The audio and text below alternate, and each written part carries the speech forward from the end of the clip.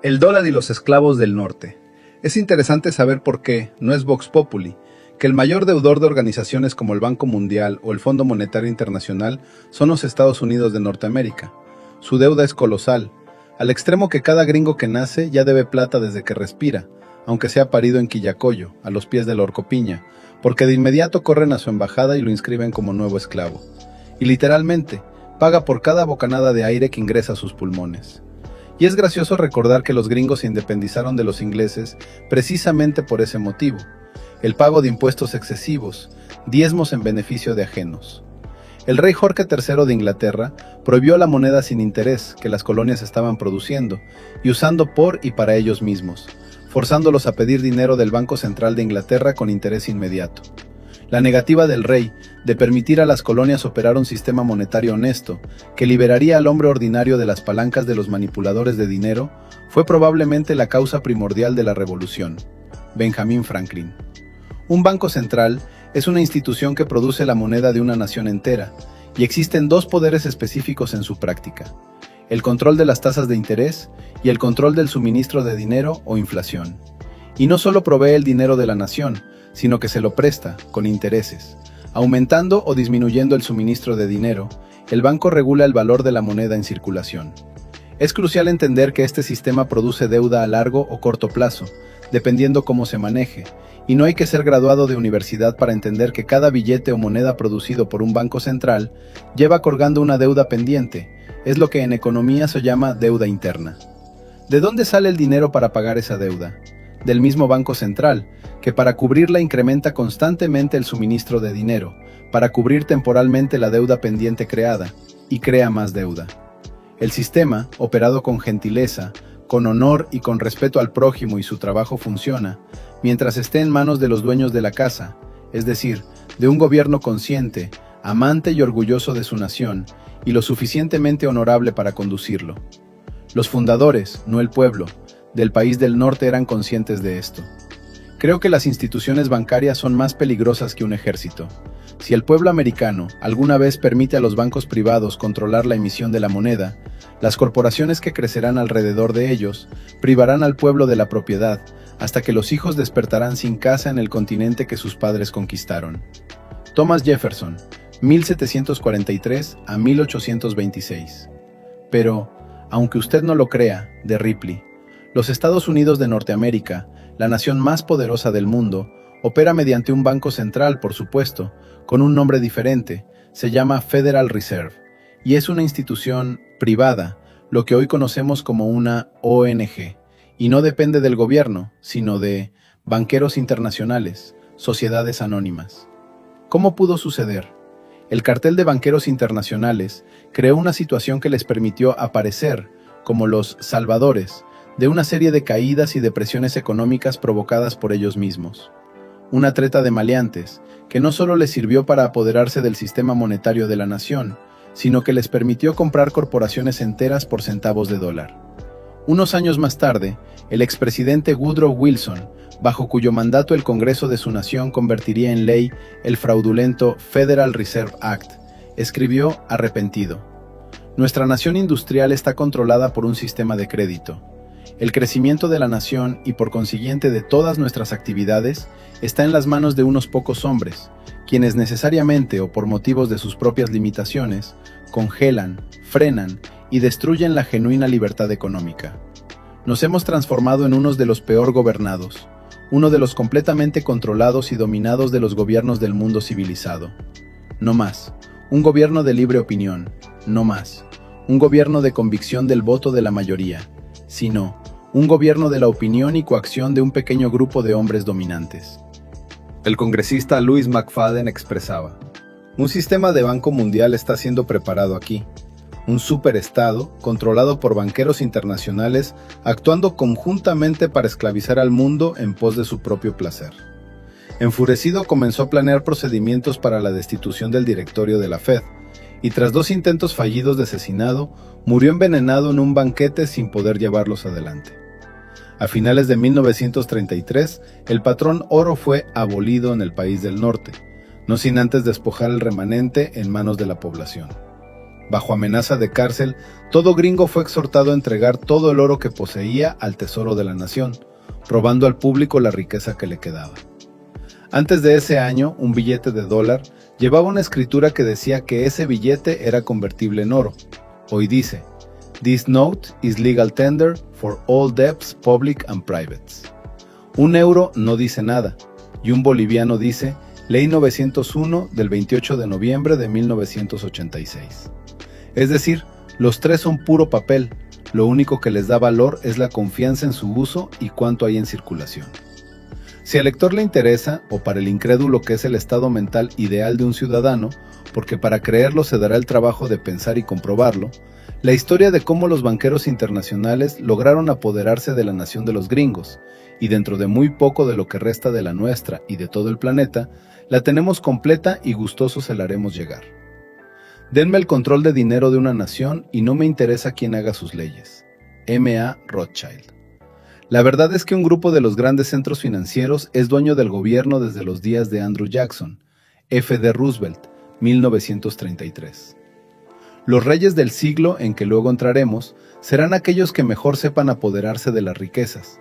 Los judíos poseen esta aptitud hasta un extremo que nadie ha igualado todavía. Gustavo Le Bon, 1841 a 1931. El mundo está gobernado por personajes muy distintos de lo que imaginan los que no están detrás de la escena. Benjamin Disraeli, 1844. La encrucijada. A menudo, los cambios radicales se dan en un momento específico, único en el devenir de la vida de una persona y también de una nación. Generalmente está marcado por un tiempo de crisis existencial y tensión dramática extrema. Cuando nos encontramos en esas encrucijadas, sin orientación, lo primero que debemos hacer es, justamente, orientarnos. Orientación estratégica, para el veganismo, significa diferenciar nuestros atributos, el espíritu y el alma, y elegir cuál de los dos es el más conveniente para dirigirnos. La crisis existencial que sobreviene, cuando los problemas de nuestra existencia son insuperables, solo pueden asumirse desde el alma, por un lado, y desde el espíritu, por el otro. Siempre hemos elegido afrontar lo insuperable desde el alma.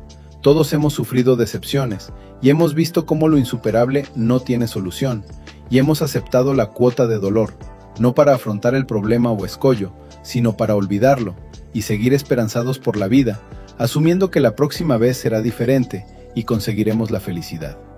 Y todos hemos confirmado cómo las cosas no mejoran, más bien empeoran las más de las veces, desanimándonos con el paso del tiempo hasta caer en el letargo de la madurez.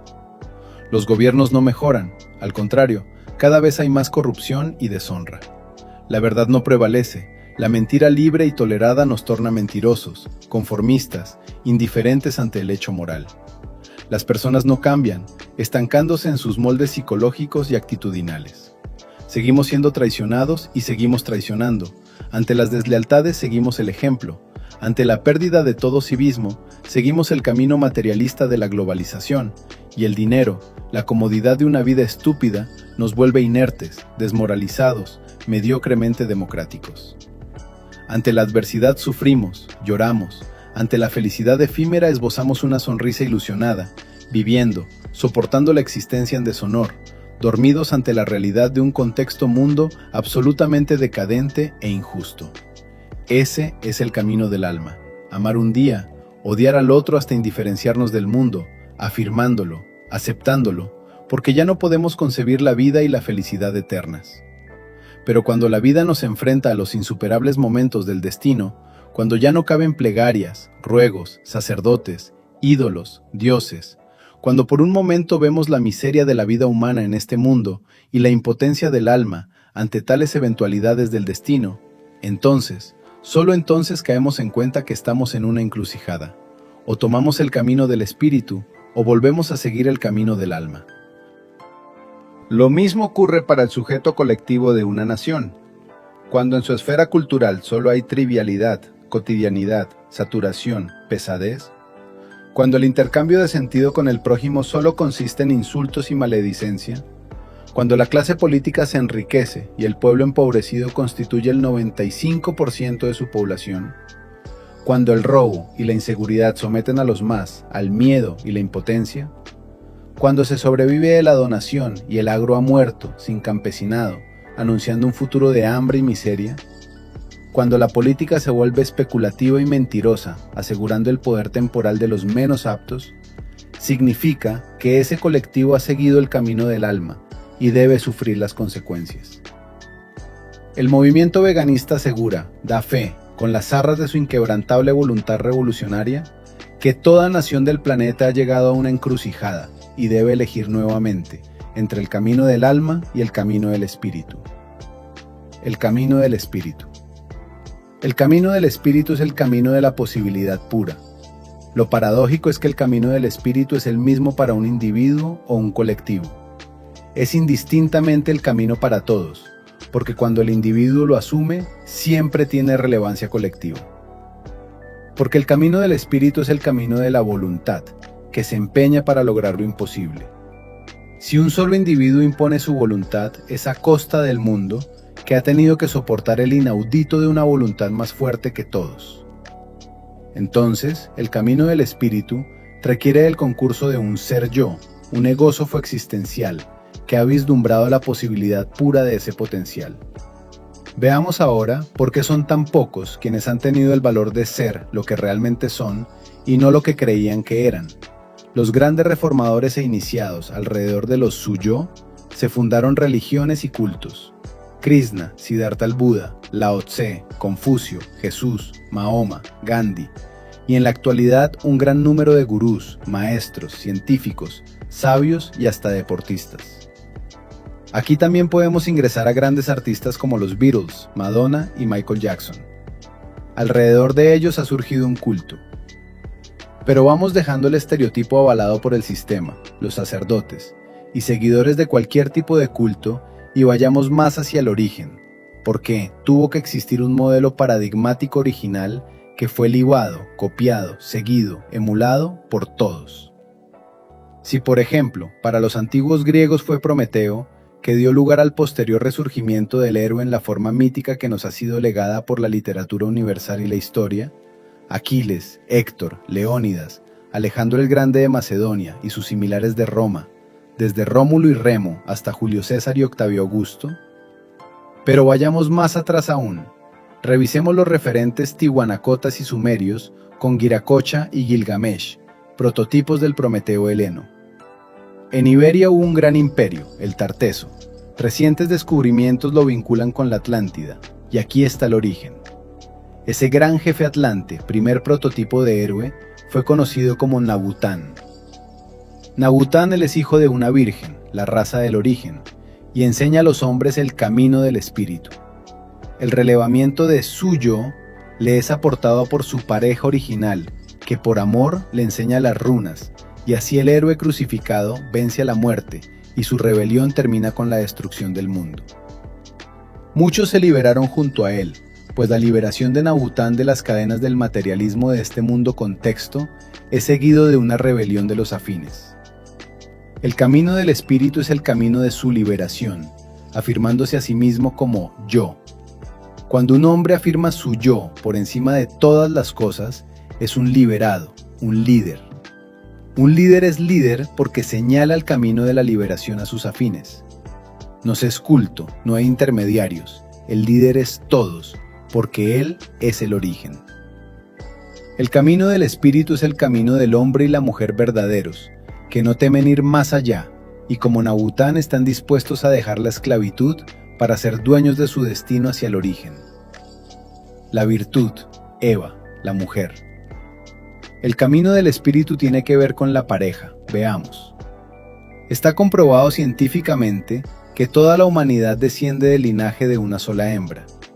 El estudio científico que avala este hecho se conoce como ADN mitocondrial, prueba científica que a todos nos vuelve originarios en cualquier región del planeta. Pero ojo, solo pueden afirmar esa originalidad los más valientes.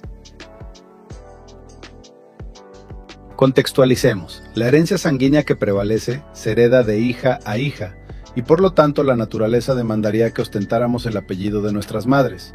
Hoy por hoy, los hijos, al llevar el apellido paterno, pierden el rastro de su genealogía, degeneración atributo de las hembras, y por lo tanto, cualquier posibilidad de llegar al origen de su linaje de sangre. La pregunta es, ¿por qué el ente sistémico ampara esta desorientación filogenética? O dicho de otro modo, ¿por qué se ha sustituido el matriarcado natural heráldico por el patriarcado legalizado culturalmente?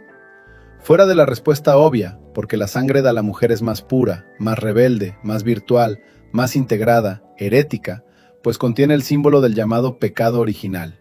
En la antigüedad la desnudez y la sexualidad eran abiertamente expresadas, pues regía un mundo menos moralista, más natural, menos cultural y preponderantemente agricultor y guerrero, pujante, sostenido por un símbolo sagrado, una diosa de rango universal, la Virgen, y el culto de la fertilidad, el fruto de la generación, del trabajo. Es decir, este legado genético y némico de la hembra original se contrapone a la concepción de un dios macho, con atributos de generación, y por eso el ancestro veneraba, desde el origen Cro-Magnon, la representación de este principio femenino en el que se inspira el verdadero veganismo, que es un código semiótico basado en símbolos sagrados, relegados por la corriente cultural actual, y cuyo rastro se percibe insípidamente en fonemas y cognatos de profunda significación, que tienen como pilar polisémico la letra V, signo primordial o predomínate por su sacralidad intrínseca. Así, virilidad, valor, voluntad, vehemencia, virtud, vigor, verdad, veneración, vida, victoria, son principios virginales, principios veganistas, y son proscritos por su significación sexual, reaccionaria, prohibida, hasta contracultural, y al hablar de cultura nos referimos al paternalismo misógino, que es ajeno a todo lo verdaderamente femenino en un rango simbólico, ese poder de seducción, penetración y fertilización. Nuestro mundo globalizado actual es paternalista, y por eso campea la misoginia sistémica, que encasilla a la mujer en un molde cultural que gira solamente alrededor de patrones formales de belleza, como una especie de tapa-signo que recubre su potencia virginal trascendente, metafísica, embarazadora, generadora, etc. La gorgona, la virgen, la mujer y el mundo antiguo. El modelo femenino del mundo antiguo se atribuía a un símbolo que representaba los atributos de una mujer original. Para los pueblos andinos fue la orejona, venida de Venus. Para los sumerios, otro de los referentes antidiluvianos o pretestamentarios fue Inanna. Vega significa valle fértil, y encontramos el denominativo en pueblos preponderantemente agricultores. De ahí que en la actualidad de llame veganos a los que solo consumen productos vegetales. Pero el significado de veganismo es mucho más profundo, ya que nos remite al origen mismo de la agricultura en la historia de la civilización. Según Robert Graves, esta deidad femenina tenía un triple aspecto.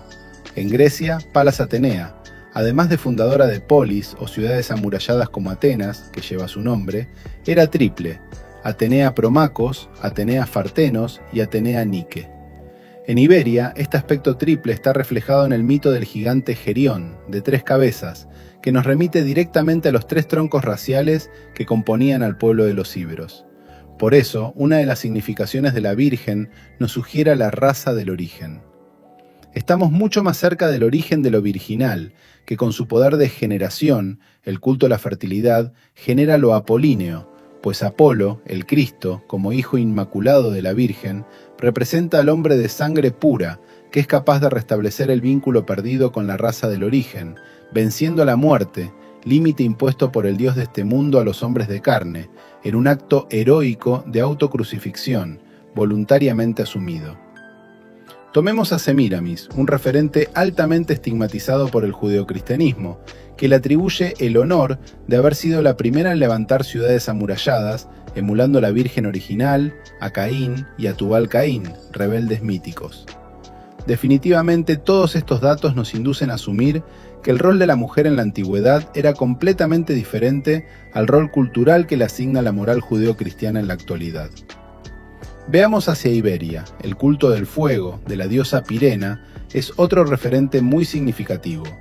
Aristócratas de familias reales, guerreros de todos los confines del imperio, hasta extranjeros como pictos y espartanos, acudían para enfrentar la prueba iniciática que los convertiría en hombres de piedra o morir en el intento. Es decir, intentarían restablecer el vínculo con la raza del origen e inmortalizarse. Es la gesta del Perseo argivo que debe soportar la mirada de la Medusa.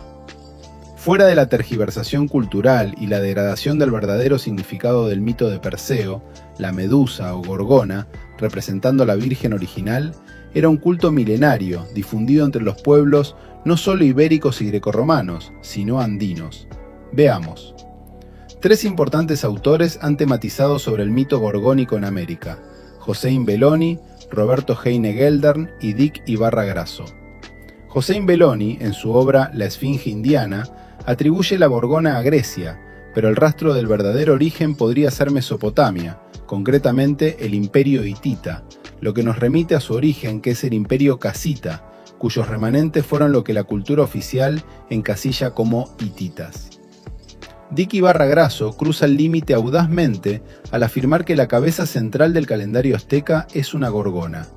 Es importante acotar que Harold T. Wilkins, que compara cabezas de gorgona de Grecia y Siracusa con el Quetzalcóatl de Palenque, aporta un dato muy revelador sobre la tapasignación del símbolo. Se refiere en los mitos griegos que las gorgonas eran hijas de Forquis y Ceto, hermanas de las Greas. Aquí estamos ante la Trinidad originaria. Los etruscos pintaban a la muerte con rostro de gorgona llena de serpientes, y según Giges Apárico y Peiro Carrio, estaba relacionada con un personaje mitológico fabuloso, al que llamaban Voltar. Al simbolizar la muerte se la vincula a la Pachamama y la fecundidad o principio de generación. Los griegos trajeron la tradición y el elemento cultural complejo desde los lidios, que hicieron de puente para esas tradiciones. Este pueblo es considerado anterior a los etruscos, que la conocieron con el nombre de Tuchulcha. Recordemos que son los lidios los que tallan el menhir de Tarsis a la forma gorgónica. La Tuchulcha aparece en algunos monolitos de la cultura chavín, asimilándose al genio o daimon en una concepción andina trinitaria: Supai Mamá Alín, Orco Supai y China Supai, genio bello, que convierte a la diablada en una danza propia de su culto. También tenemos a la gorgona en Asia y Oceanía, increíble pero cierto, mostrando un substrato ancestral común indiscutible a nivel planetario. La difusión de los mismos rasgos gorgónicos encontrados en Tiwanaku, en Bolivia, y Catamarca, Condorhuasi, Argentina, es incontrastable. Fray Alonso de Guzmán, en su libro de Nuestra Señora de Copacabana, describe la destrucción de un ídolo ensortijado de serpientes, una gorgona, en Copacabana, en cuyo lugar introdujeron a la actual Virgen de Copacabana para reorientar el culto hacia el judeocristianismo. En el libro Raíces semíticas en las lenguas quechua y aymara, de Mario Montaño Aragón, se confirma la presencia en el Ande de una deidad femenina que se representaba como gorgona o medusa, un aspecto o faz de la Pachamama como Madre Tierra que nos remite nuevamente a la Virgen de la Vega y la agricultura.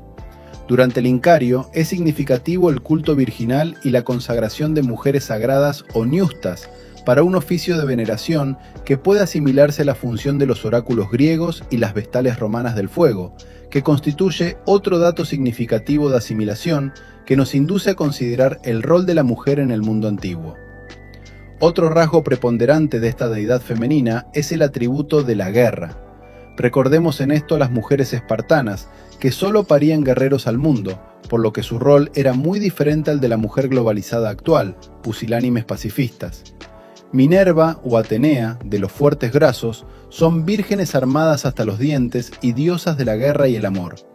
Los mitos, a la luz de un serio revisionismo, nos muestran a la deidad femenina, Inanna, la orejona, la Medusa, Pirena, Venus, Palas Atenea, Minerva, Astarte, rebelde e insumisa, en eterno conflicto con el que ahora se ha convertido en único dios de este mundo moderno, en el que la cultura afirma su monoteísmo: Jehová, el dios macho y misógino de los judíos.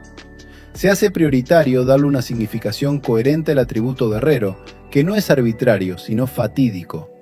¿Por qué la raza del origen, la Virgen, está en guerra contra el mundo? El amor y la guerra.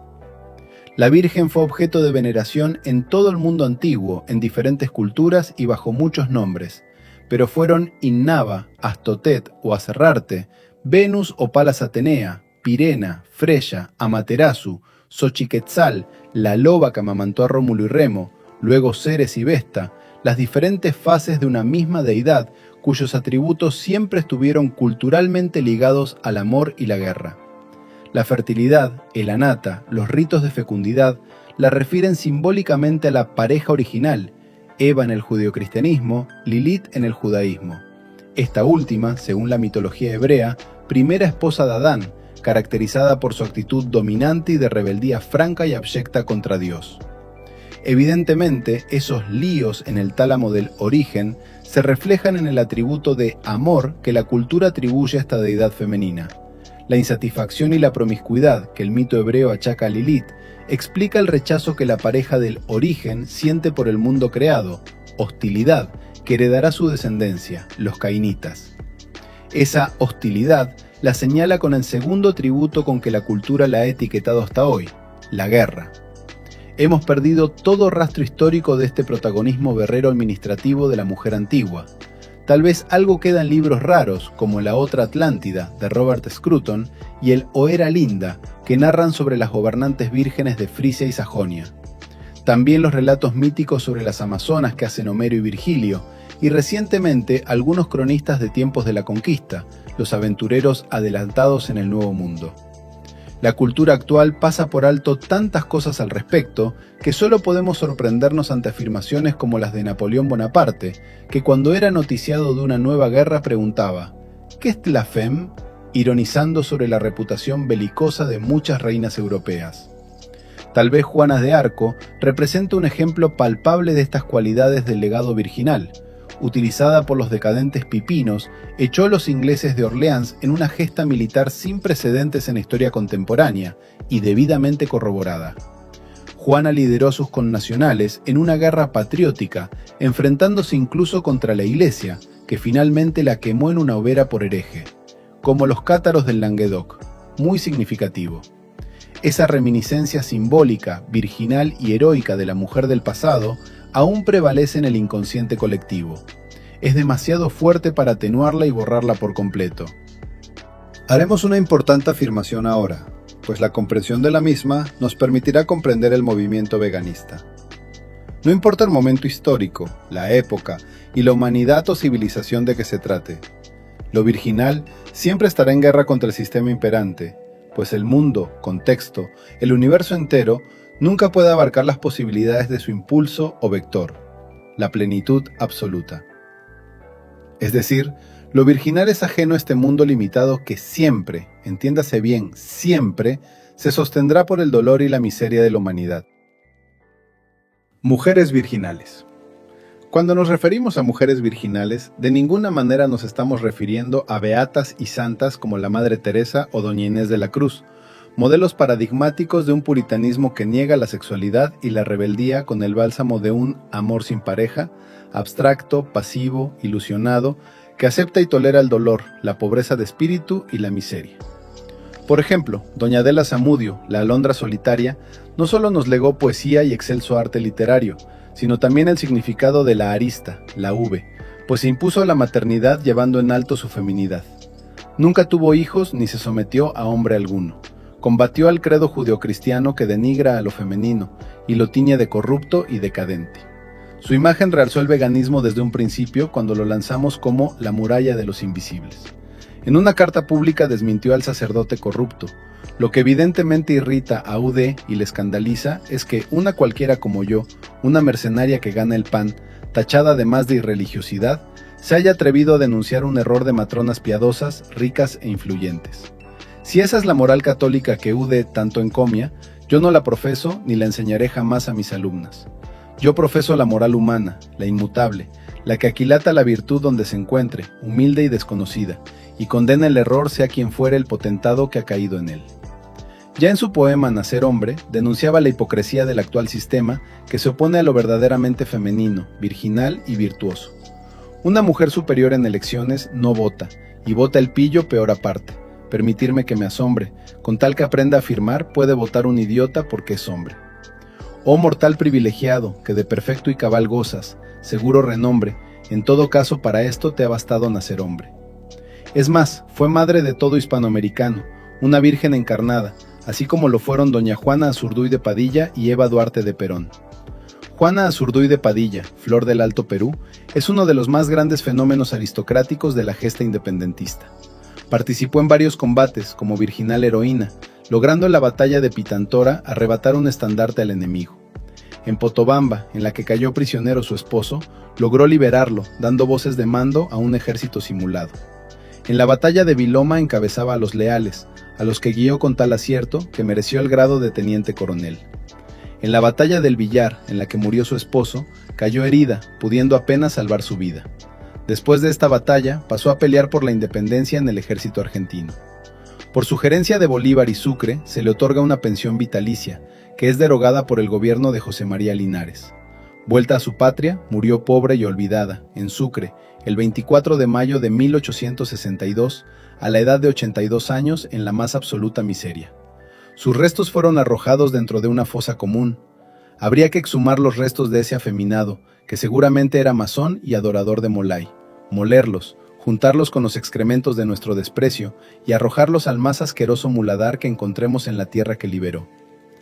Juan Gualparrimachi, trovador americano, descendiente de la nobleza española y quechua, nieto ilegítimo del rey de España, pues su padre fue hijo ilegítimo de este último, y una descendiente de Huáscar, el príncipe inca, luchó con el valor que solo el recuerdo de la pareja original brinda, y le dedicó los más bellos poemas de amor que ahora son un tesoro de la lengua quechua.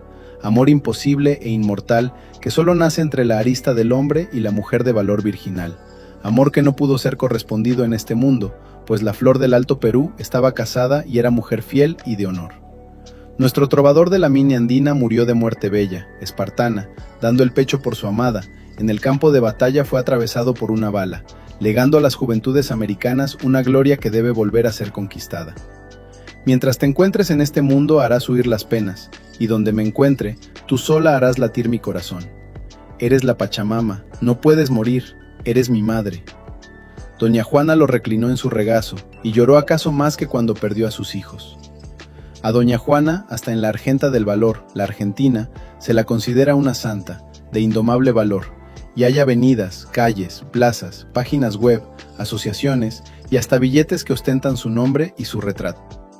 En tierras argentinas nace Eva Duarte, luego de llevar a cuestas una vida común y corriente que sale de lo vulgar por su expresión artística, conoce a Juan Domingo Perón y surge en su sangre llamado apolíneo y virginal, el hado propicio, y se transmuta en guerrera inmaculada. Con su enorme carisma, despierta en las masas un patriotismo que, hasta hoy, cuando la Argentina ha sido saqueada y privatizada por masones inescrupulosos, la sigue sosteniendo.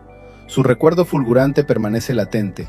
Tal vez muy pronto resurgirá de su crisol para convocar a todas las naciones a afrontar con honor el fin de la historia, a la cabeza del Cono Sur y su gentilidad excelsa, en la batalla final, contra el sistema global y las potencias de la materia, nuevamente contra la internacional del trono del oro, su dios tonto y su corte de cipayos.